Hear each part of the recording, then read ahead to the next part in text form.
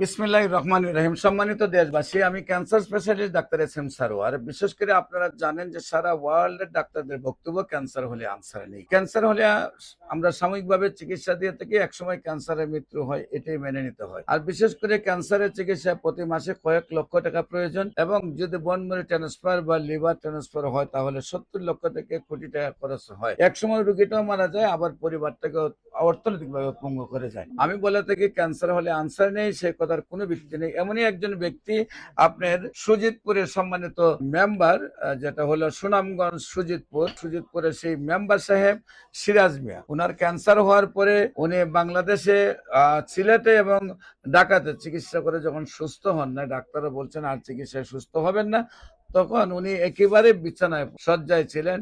শরীরে মাংস 1 কেজিও, মানে 10 কেজিও ছিল না, এমন অবস্থায় ছিল। সবাই যখন বলছে তার আর চিকিৎসা নাই, তখন আমরা চিকিৎসা করেছি। সেই মজিদপুরের সিরাজ মিয়া কমিশনার আজকে প্রায় 90 কেজি ওজনের একজন সুটাম দেহি ব্যক্তি, এবং আজ থেকে আরো প্রায় 20 বছর আগে আমরা চিকিৎসা করেছি। তার ক্যান্সার হলে আনসার নেই, সে কথার কোনো ভিত্তি নেই। ক্যান্সার সম্পূর্ণরূপে সুস্থ হয়। আপনারা যে কোনো ক্যান্সারের চিকিৎসার জন্য মাথার চুল থেকে পায়ের নখ পর্যন্ত যেখানেই ক্যান্সার হোক না কেন, গণস্বাস্থ্য হোমিওতে যোগাযোগ করার জন্য, বিশেষ করে আমি cancer specialist doctor S M Sarwar, cancer চিকিৎসার জন্য আপনারা স্ক্রিনে দেওয়া নম্বরে যোগাযোগ করেন। সবাইকে ধন্যবাদ। আসসালামু আলাইকুম ওয়া রাহমাতুল্লাহি ওয়া বারাকাতুহু।